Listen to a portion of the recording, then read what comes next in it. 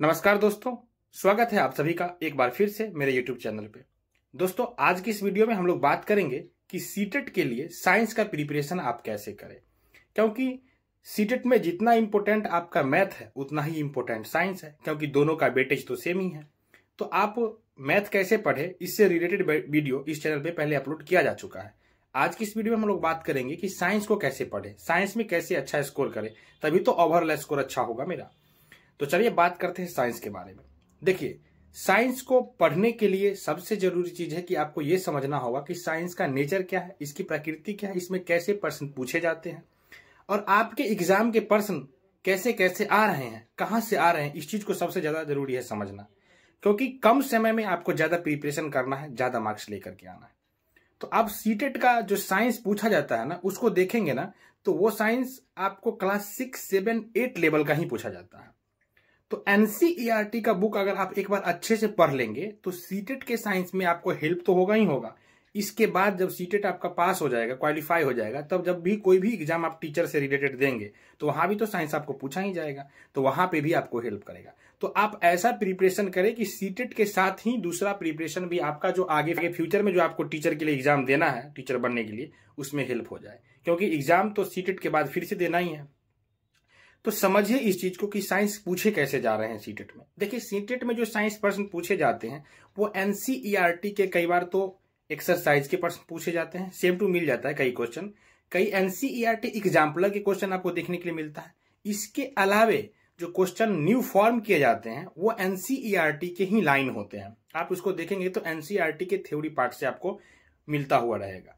तो जो जो पार्ट्स थ्योरी में एनसीईआरटी में पढ़ाया गया है, जो जो चीजें डिस्कस की गई है एनसीईआरटी के बुक में 6, 7 और 8 में, वहीं से प्रश्न आते हैं।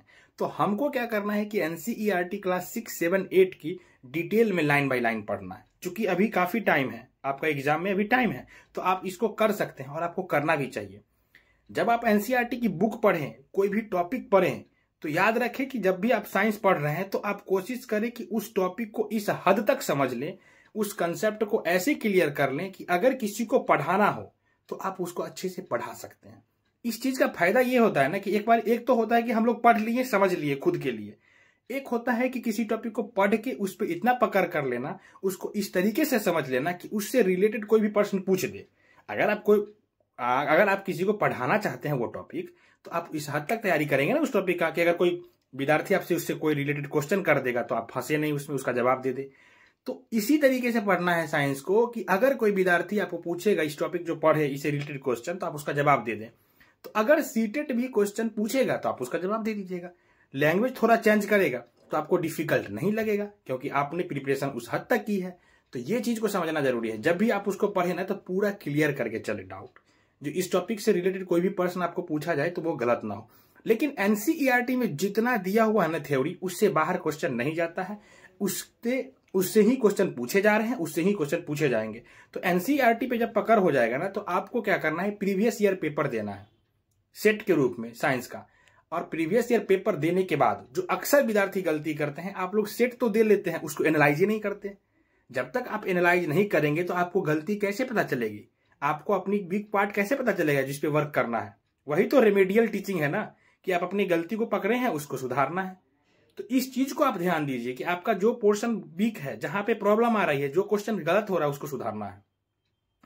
जब ये थ्योरी सेक्शन आपका हो जाएगा, जो मेन सब्जेक्ट का पार्ट है साइंस का, तो पेडागोजी होता है साइंस के, उसको भी पढ़ना पड़ेगा, क्योंकि उससे भी प्रश्न आएंगे। तो साइंस पेडागोजी के लिए एक अच्छे यूट्यूब चैनल को पकड़िए, जिसका आपको क्लियर होता है डाउट, समझ में जिससे आपको आता है, उसका एक मैराथन देख लीजिए साइंस पेडागोजी का, बस।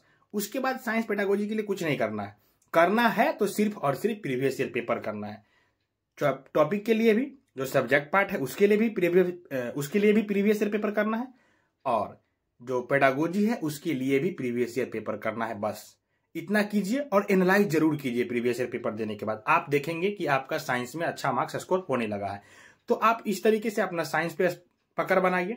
हम साइंस के लिए भी आपको एक लिस्ट देंगे कि कहां से प्रश्न अक्सर पूछे जाते हैं साइंस के, किस किस टॉपिक का इंपोर्टेंट कितना है, किससे टॉपिक से ज्यादा प्रश्न पूछे जाते हैं। इस सभी चीजों पे काम चल रही है, ये आपको जल्द ही प्रोवाइड कर दिया जाएगा, सभी चैप्टर का किस चैप्टर से कौन टॉपिक से प्रश्न आ रहे हैं, सभी सब्जेक्ट का आपको जल्द से जल्द ये वीडियो आपको मिलना शुरू हो जाएगा इस चैनल पे। तो आप तब तक के लिए चैनल को सब्सक्राइब करके रखिए कि हम जो वो लिस्ट डालें तो उससे आपका काफी हेल्प हो पढ़ने में, काफी कम समय में आप ज्यादा तैयारी कर पाएंगे। तो तब तक के लिए पढ़ते रहिए, मिलते हैं नेक्स्ट वीडियो में। Till then keep learning, keep smiling, bye bye.